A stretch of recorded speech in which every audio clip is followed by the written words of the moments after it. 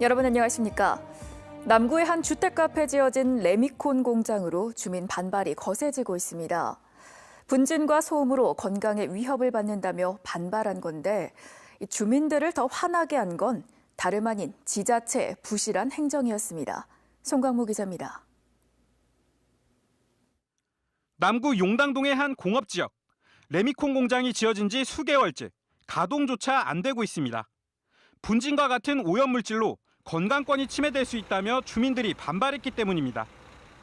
주민들을 더 화나게 한 건 다름 아닌 구청의 행정이었습니다. 주민들은 이 공장이 다 지어질 때까지 도대체 이곳에 어떤 시설이 들어오는지조차 알지 못했습니다. 2년 전 남구청이 건설 허가를 내줄 당시 주민 공청회나 설득이 전혀 없었다는 겁니다.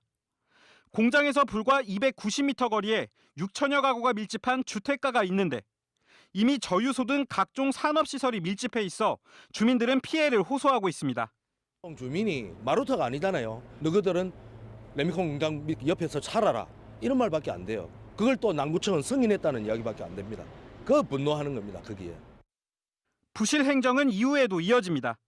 민원을 버티지 못한 남구청이 레미콘 공장의 사용 승인을 거부했지만 업체가 친환경 공법을 쓰고 있다고 주장하며 구청을 상대로 행정심판을 제기했습니다. 결과는 업체의 승소.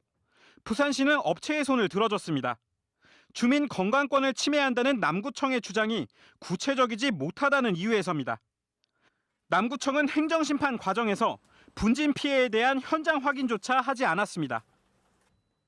실제로 다 지정되고 나서 주민들 모아놓은 상황에서 시험 가동을 해보든지 그런 결과가 나오면 깜깜이 행정과 탁상 행정의 전형을 보여준다는 비판 속에 남구청은 현재로선 문제를 풀 뚜렷한 대책이 없다는 입장입니다. MBC 뉴스 송광모입니다. 서점은 물론 TV와 인터넷 등에서 유명 강사들의 강의가 넘쳐나는 등 10여 년 전부터 불기 시작한 인문학 열풍이 좀처럼 식지 않고 있습니다. 그런데 동네 도서관에서는 중장년 어르신들의 이런 인문학 학습 열기가 뜨겁다고 합니다. 정세민 기자가 전합니다. 강의실을 가득 채운 학생들, 강사의 한마디를 놓치지 않으려는 듯 진지하게 수업에 열중입니다. 시내 한 도서관이 마련한 인문학 아카데미의 풍경입니다. 오늘의 주제는 맹자. 아득했던 학생 시절 글로만 배웠던 맹자를 중년이 돼 다시 접하게 되니 감회가 새롭습니다. 살아보지 못한 미래에 대한 참고서 같은 역할, 인생을 살아가는데 그런 걸 조금 참고하고 싶어서 듣게 되었습니다. 만족도는 최고입니다. 이런 강의를 접할 수 있다는 것 자체가 행운인 거죠. 주로 20대 대학생을 가르치던 강사는 중장년 학생들의 학습 열의에 감탄합니다. 그런데 젊은이들이 고전을 아직까지 직접 겪지 못했기 때문에 좀 시큰둥해요. 힘이 든다고. 그러니까 그 손에 꼭 우리는 쥐어주고 싶으니까 애를 쓰는데 외부 시민들은 삶을 살아와 봤기 때문에 이분들은 스펀지에 물 빨아들이듯이 아주 요긴하게 받아들입니다.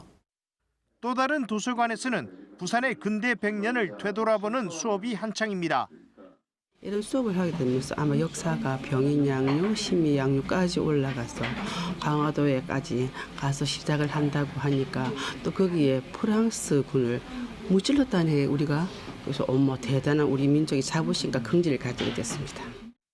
나이 지긋한 늦깎이 학생들의 진지함에 강사들도 가르치는 보람을 만끽합니다. 무엇보다 이제 직접 경험하신 부분들도 많이 있으신 것 같아서 우리 근대 역사에 공감하시는 분들이 많이 있는 것 같습니다. 부산 시내 대부분의 공립도서관에서는 일주일에 한두 차례씩 이 같은 인문학 강좌가 마련돼 있습니다. 활짝 열린 동네 도서관에 여러 인문학 강좌가 만학도들의 용기 있는 도전을 기다리고 있습니다. MBC 뉴스 정세민입니다. 부산 여대생 살해 사건 피의자인 25살 A씨에 대해 법원이 구속영장을 발부했습니다. 부산지법 동부지원은 오늘 A씨에 대한 영장실질 심사 결과 혐의가 대부분 인정되는 데다 도주의 우려가 있다며 영장의 발부 이유를 밝혔습니다. A씨는 지난 18일 새벽 4시 10분쯤 남구의 한 주택가 골목에서 귀가하던 여대생을 미행해 목을 졸라 살해하고 금품을 빼앗은 혐의를 받고 있습니다.